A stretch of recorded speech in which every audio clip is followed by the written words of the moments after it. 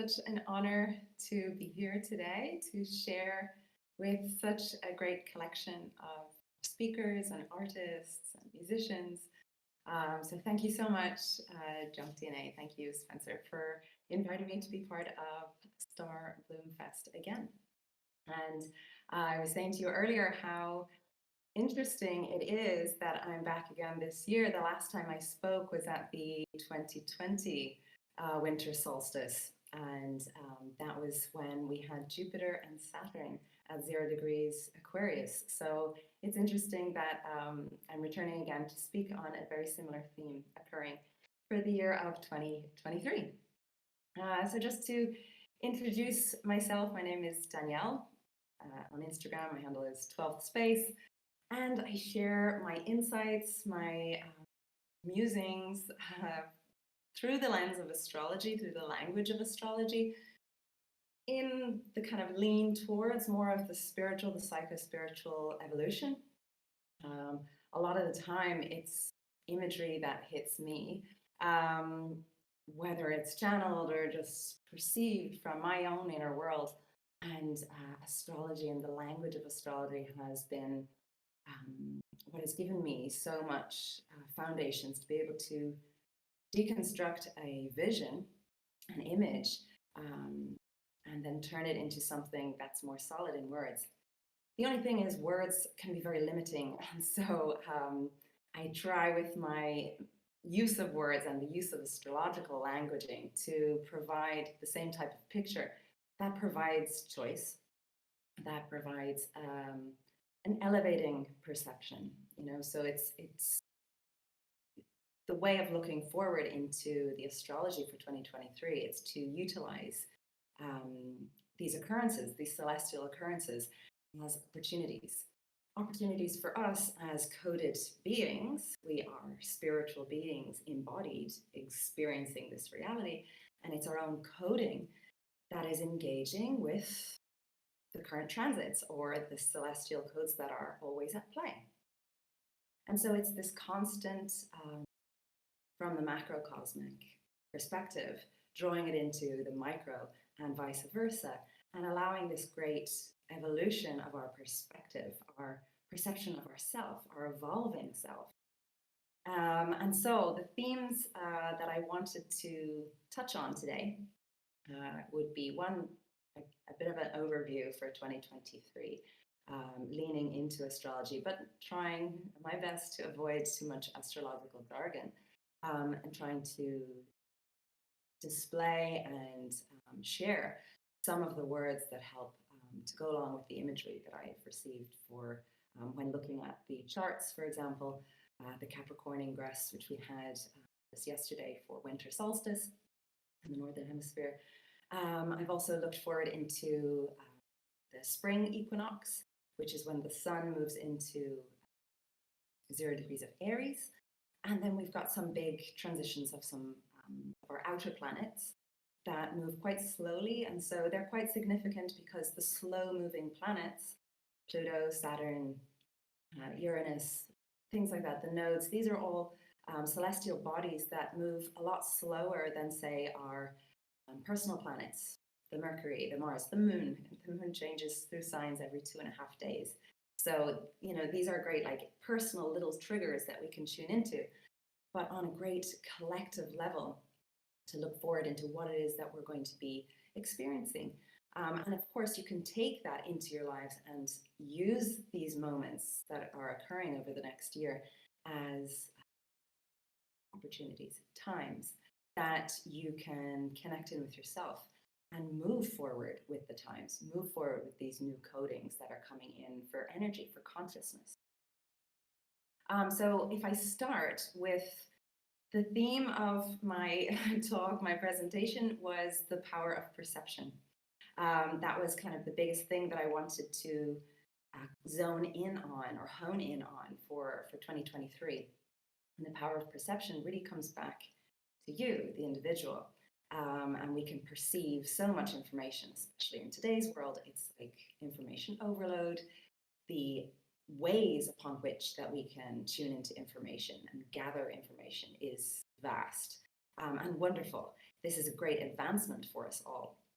But to look at it in such a way that it allows us to understand how this information that we take in, how does it charge us? How does it charge the energy that we are as spiritually energetic beings embodied in this reality, engaging in this reality?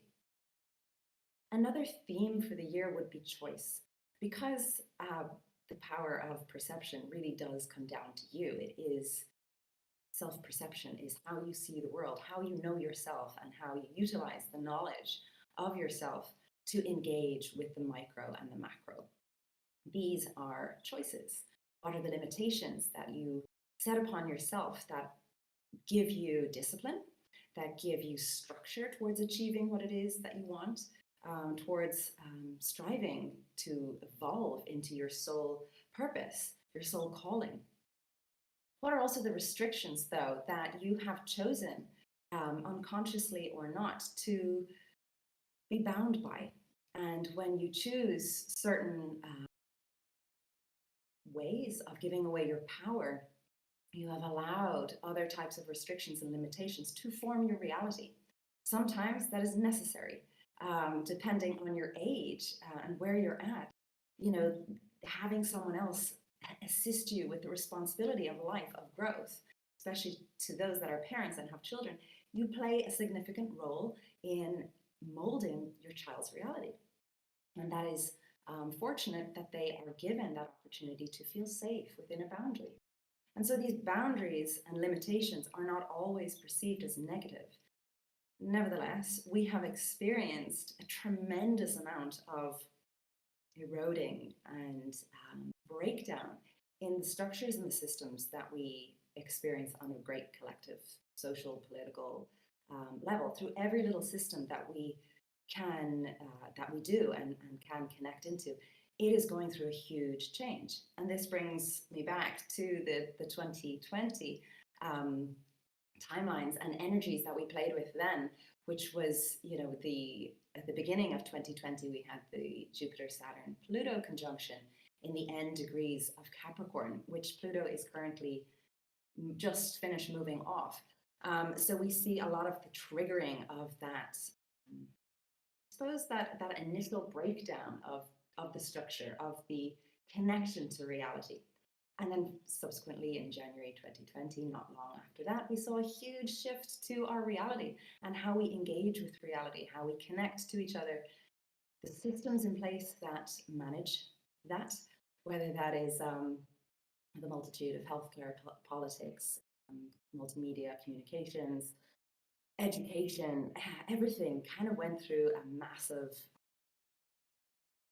breakdown and regrowth and had to play with, you know, the chaos of that. And that's the beauty of what Pluto can bring to things. That chaos is madness, it's chaos, it's that volcano that erupts and you're just like, wow, it's mesmeric, it's magnetic that you want to look at it, yet at the same time being fully immersed in it. And when you truly let yourself be immersed in that experience, your entire reality, your entire body is ripped to shreds, and you have to reform, you have to adapt, to thrive, to grow, and to evolve. Then, you know, the 0 degrees of Aquarius, which again relates to the last time I spoke, Jupiter and Saturn were there at 0 degrees Aries 2 years ago, winter solstice. And so that 0 degrees of Aquarius is going to come back up again this year when we see Pluto entering into 0 degrees Aquarius. So this is a massive shift, okay? This is probably the biggest shift that, if you're anyway interested in astrology, you will hear this being discussed for the coming year. 2023 will see us experience the 0 degrees of Aquarius with Pluto. And I'm going to discuss kind of keywords and themes that would bring up for us. But really this play of Pluto, basically it's a very slow moving planet. It takes roughly 248 years to do an entire cycle of the zodiac signs. So lasting about 12 to 23 years in each sign. And so we have experienced Pluto in Capricorn since 2008. And so having Pluto in Capricorn since 2008, if you reflect back over those years, we have experienced a change. Pluto is transformation, it's regeneration, it's death and rebirth. It's that beautiful metamorphosis that occurs, again, the imagery of a volcano. Something has to erupt, something that has been suppressed has to erupt, has to come out and change, radically change and transform the land, on this volcano, this image of a volcano that we have. It changes it and it creates a fertile land for more growth. But it might not seem like that when you're right in the middle of it. And that's the paradox, I suppose, of tuning into these types of alignments is right in the thick of it. It might not feel great, but if we can attach ourselves to the higher vibration of what this is bringing about, this is where, this is what the next year is really calling for us to find that connection to something that anchors us despite this erosion and dissolving of our reality. Okay, so I touched on what Pluto in Capricorn was or is, as we're experiencing this, the memory and the truth surrounding our structures and systems was being brought to the surface in its fabulous ways. Hierarchy and authority being brought out in terms of what is control, how can we alchemize our connection to this in our systems, in our governments, how can we empower and find this really high vibration of the metamorphosed version of our soul, which is Pluto, in our systems, in our reality. That's what we've been experiencing, and this is what we're now at the end of. And so that is, Pluto in Capricorn, and it's been the birthing of a new generation as well. We have Pluto that represents generations. Every time Pluto moves into a different sign, it creates little pockets of generations that last, 12 to 20 so years. It gives us a really good idea as what are the generations, what are the beings being born at that time. They are going to be carriers of that energy. And so having Pluto as some of the archetypes that Pluto can be, again, just playing with the imagery of Pluto. Pluto can be the gatekeeper. It's the gatekeeper considered that far furthest planet in our solar system, despite it being brought down to a dwarf planet and things like that. It is the gatekeeper of reincarnation, the access point into our solar star system. Sol, the sun, is our star, and we are beings of this star system. And so Pluto is acting as like the great part of activation between our great macrocosmic connection, the soul's macrocosmic connection. It has been brought down a level to also be compared to the Lord of the Underworld, Hades, as Pluto is known through Greek and Roman mythology, is that idea that it brings you down into the underworld, into that place of decay and control and suppression. I find it really interesting how polarities play out like that, and particularly today, as we've already experienced a huge split in the polarities, and then our ability to be very flexible with this split of polarities and be able to see that they're just the same, that unity of the two together. Pluto also aligns with our collective unconsciousness. I already mentioned generations, or the evolution of our soul as it evolves through the collective generations. Death and rebirth, chaos, this cataclysmic force comes through where Pluto is and how it moves. We've got this purifying energy for the lower, denser parts of us. And then it's also the ability to empower the lighter, the more sovereign, the more aligned with our macrocosmic energy. Pluto brings that out in a very powerful and true force. If we think of an imagery of the phoenix, the being that flies, the golden flight of a being that has died its death in the fires, in the watery realm of total death and rebirth into that one point. then it rises back out again as the phoenix or as the being enlightened, the soul star being returning to its awareness of self. And this is the cycle of the micro and the macro playing back on itself. Instead of seeing you as just a small fragment in this huge collection of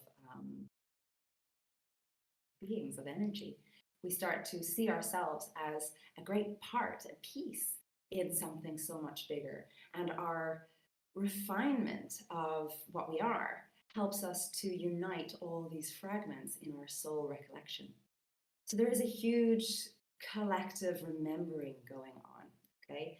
And that's something I think a lot of the speakers on this great festival have been also alluding to, this remembering, the merging with our true selves, or a sense of connection to something greater.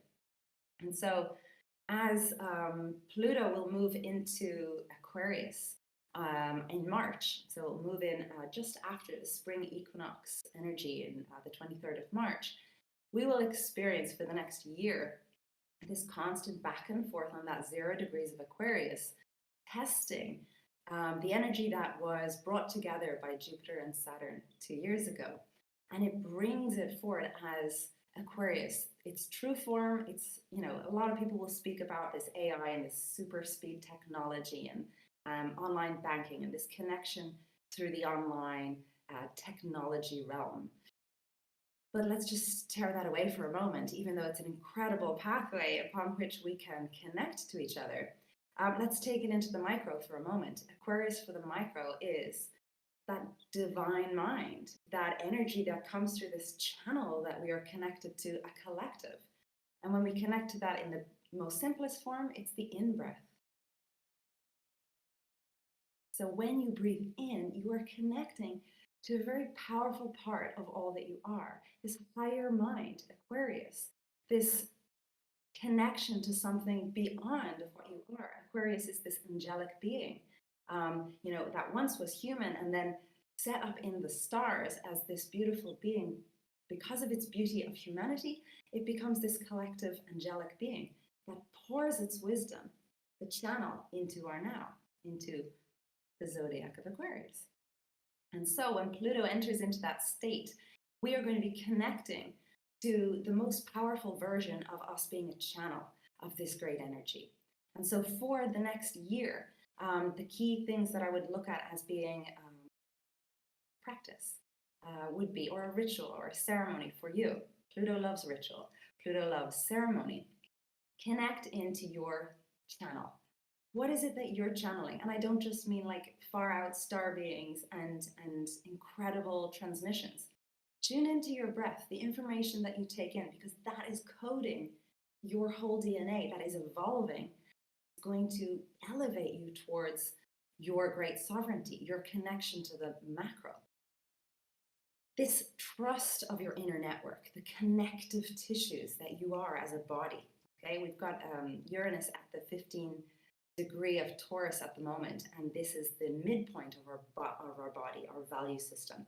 And I see this as, quite a poignant point, because Aquarius ruled by Uranus, the modern ruler, it's being triggered in, really refining what it is, the energy that we hold in our bodies, how we connect, the connective tissues, the network that we have within ourselves, within our cells, and how that then plays out in our reality, our interdimensional reality that we engage with in the everyday, but also in our great expansive connection. As I'm just finishing up, I will allude to Saturn moving into Pisces. We need to find structure into our spiritual discipline. Everything is going to feel like reality is dissolving, that beautiful flow of reality. Where do you draw the line between what is reality and what is not? This is where a solid practice with your I am self, your higher self, this refined channel, so that you can really tune into the cosmic womb space, the inner world, and project it outward so that you become this divine channel of all that you are and engage with. So there's so much more I could have spoken about, but of course, astrology for the entire year is a massive topic.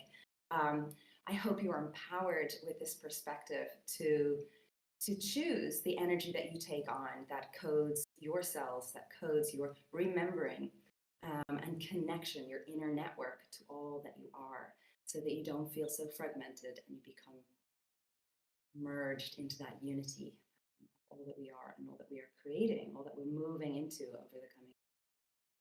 I want to thank you all again for listening and taking the time. It's been an absolute joy to be able to share some of this information. Listen to your intuition, find a practice that gives you that anchoring to your heart, to your higher self, and feel empowered in listening to your inner voice. I think I'm out of time, so I'll leave you with that. Thank you so much, and I wish you a wonderful Christmas and a blessed 2023.